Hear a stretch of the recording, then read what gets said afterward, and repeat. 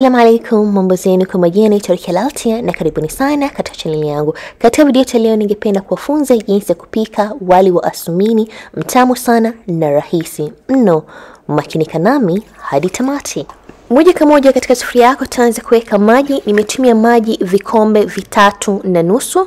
Nitaweka na mdalasini kiasi, iliki kiasi, jani la bay leaf pamoja na chumvi. Funika uache maji yako yachemke. Maji yako yakishaanza kuchemka, kisha utaweka mchele wako ambao nimeukosha vizuri. Nimetumia mchele wa basmati ama unaweza kutumia mchele wote ambao unaopenda.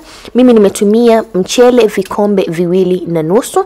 Nitaweka mchele wangu, koroga na ufunike, uache mchele wako upikike mpaka utakapoiva vizuri. Baada ya dakika 7 mpaka 10 ama itategemea na ukali wa moto wako, wali wangu umeshaiva. Usiwache ukakauka maji.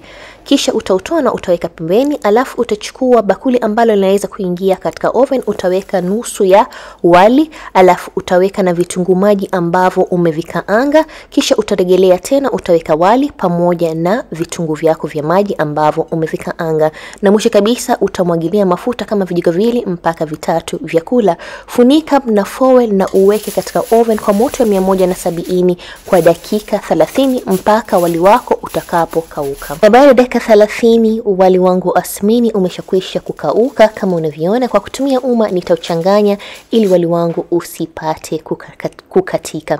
Alafu nitaandaa, leo jamani nimetamani kula venye watu wa nyumbani wanakula katika sinia. Nitaandaa wali wangu asmini, alafu nitapendezesha kwa mayai. Yani haya mayai ndo inafanya huu pishi ama ili pishi likaitwa wali wa muasimini. Unaweza pia kuandaa kwa maini ama nyama kavu ama kitu chochote ambacho utakachopendelea mwenyewe, na enjoy wali wako. Na usahau kulike. Ukilike video zangu inakuuza ukuaji wa channel yangu, na usahau kusubscribe na kunifollow katika social media zangu zote, TikTok, Instagram na Facebook, kote natumia Rukia Laltia. Na kwaherini, bye bye.